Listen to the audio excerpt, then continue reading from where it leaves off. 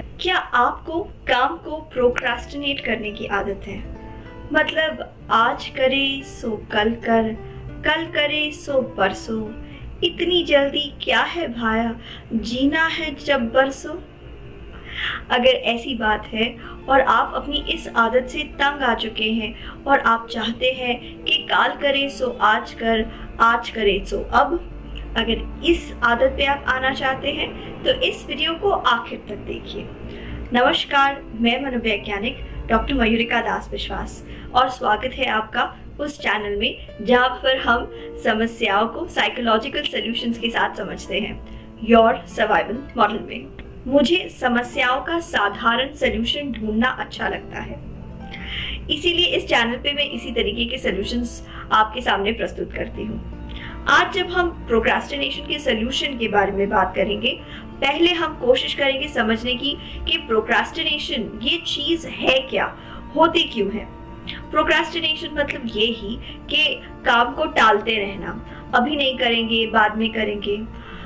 Students के साथ तो ये होता ही है, कई बार ये प्रोफेशनल्स के साथ भी होता है। स्टूडेंट लाइफ में हम कई बार एग्जाम की तैयारी नहीं करते और ठीक अंत तक पढ़ाई को जमा होने देते हैं। जब अंत में एग्जाम सर पे आ जाते हैं तब हमारे सामने पढ़ाई का एक पहाड़ होता है, हम ठीक से पढ़ते नहीं हैं और इसी के कारण हमारे अच्छे नंबर नहीं आते। जब नंबर बुरे आते हैं तब हमें अफसोस होता है कि इतनी कम पढ़ाई में अगर ऐसे नंबर आ गए तो फिर अगर मैंने पढ़ ही लिया होता तो अच्छे नंबर नहीं आते। ये समस्या कई चीजों में होती है, जैसे लोग अपना कमरा साफ नहीं करते, अपना घर साफ नहीं करते, कई बार अपनी अलमारी, अपनी किताबें, अपने टैक्स, इन चीजों का ख्याल नहीं रखते। धीरे धीरे एक ऐसा समय आ जाता है कि समस्या इतनी ज्यादा बढ़ जाती है कि उससे डील करने में हमें डर लगता है।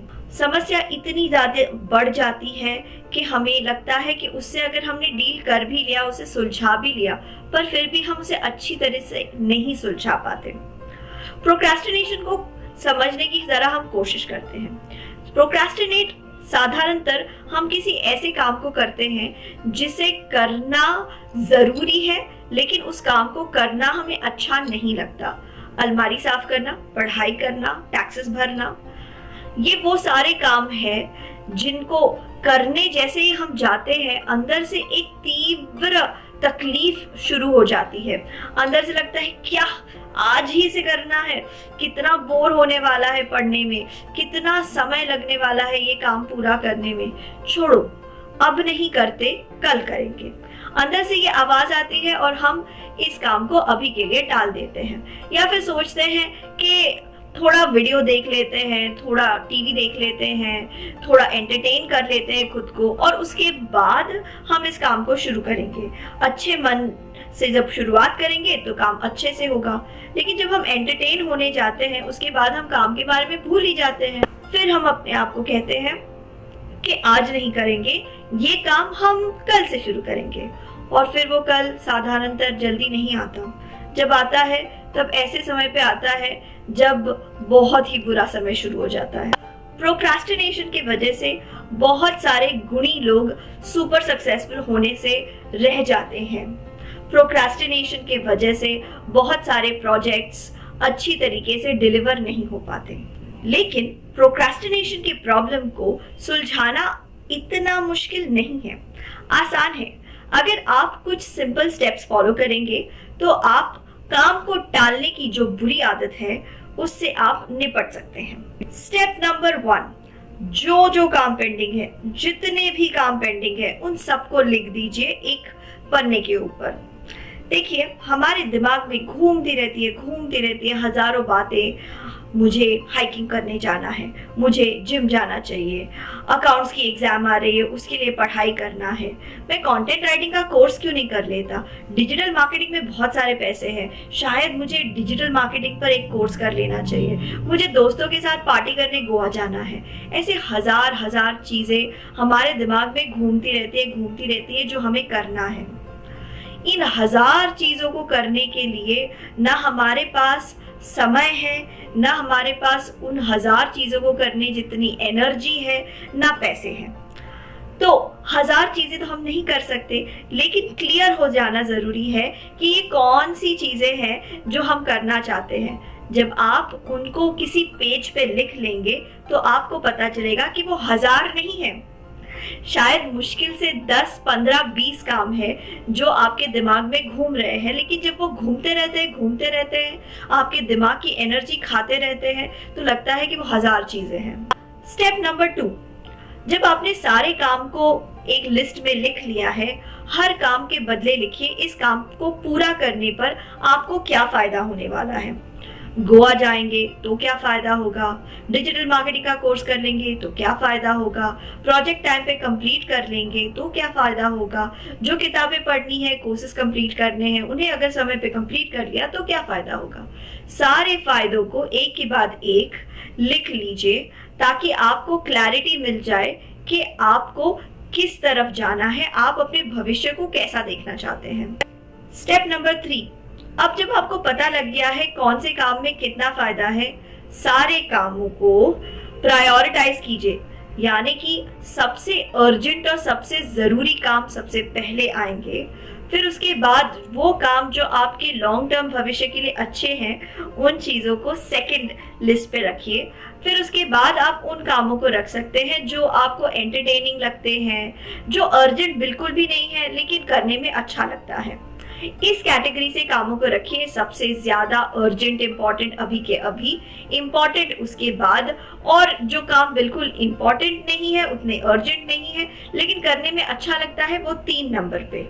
स्टेप 3 को कर लेने के बाद एक्चुअली आपको पता लग जाएगा कि ऐसे बहुत सारे काम हैं जिन्हें आपको अपने लिस्ट से निकाल देना चाहिए, जिनको करने के लिए आपके पास पर्याप्त रिसोर्सेज यानी कि समय, एनर्जी, पैसे नहीं है।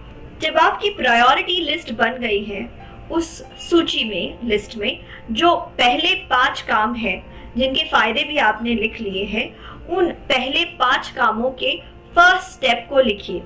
यानी कि अगर प्रोजेक्ट कंप्लीट करना है तो शायद प्रोजेक्ट से जुड़ी फाइल पढ़नी है, अगर कोर्स कंप्लीट करना है तो कोर्स को कुछ आधे घंटे तक देखना पड़ेगा, रेफर करना पड़ेगा, अगर आपको अपनी अलमारी साफ करनी है तो शायद पूरी अलमारी नहीं लेकिन एक रैक तो आप साफ कर ही सकते हैं। तो सारे फर्स्ट 5 कामों के फर्स्ट स्टेप को, पहले काम को लिख डालिए।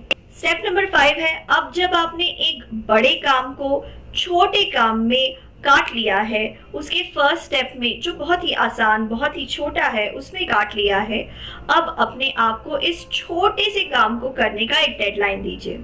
बड़े काम को डेडलाइन अगर आप देंगे तो आप घबराने लगेंगे, अगर आप घबराने लगे तो फिर आप डिस्ट्रैक्शन ढूंढेंगे, जैसे ही आप डिस्ट्रैक्शन ढूंढेंगे और वो आपको मिल भी जाएगी फिर आप डिस्ट्रैक्ट ही हो जाएंगे।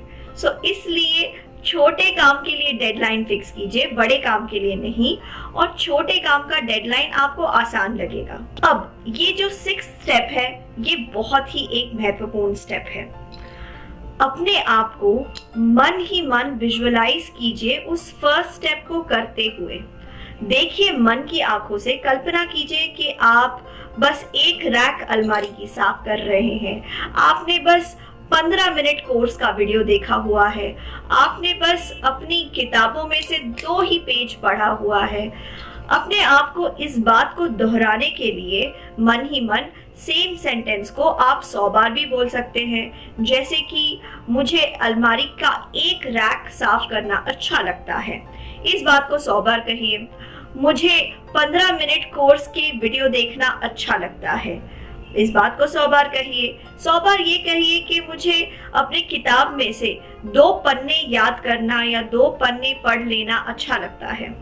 जब आप इस बात को 100 टाइम्स रिपीट करेंगे, रिपीट करते करते ये आपके दिमाग में एक मेंटल इमेज बनाएगी। ये मेंटल इमेज आपके शरीर को और आपको इस काम को करने के लिए तैयार कर लेगी।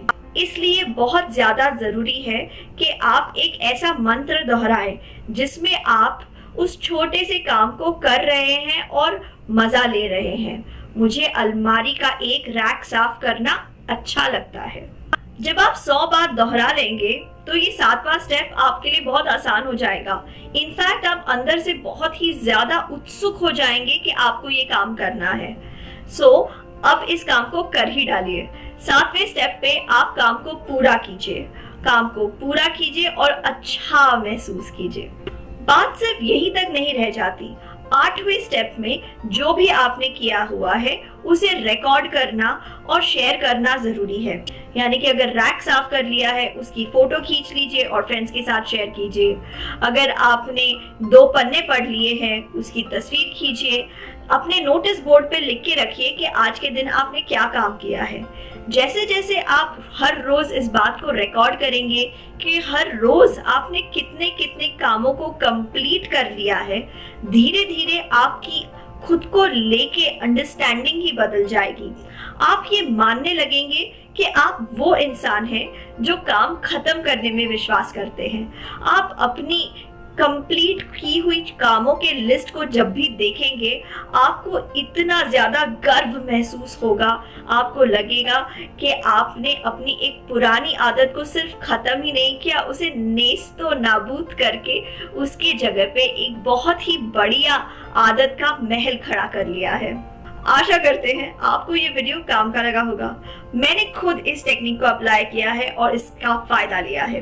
मेरे क्लाइंट्स ने भी इस टेक्निक को अप्लाई किया है और उन्होंने अपने प्रोक्रेस्टिनेटर होने की आइडेंटिटी को खत्म कर दी।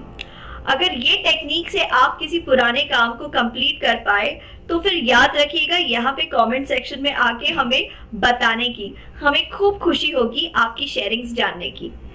आप अपने टालने की आदत से कैसे जूझते हैं, इस बात को भी कमेंट सेक्शन में लिखिए। हमारे साथ जुड़े रहने के लिए धन्यवाद।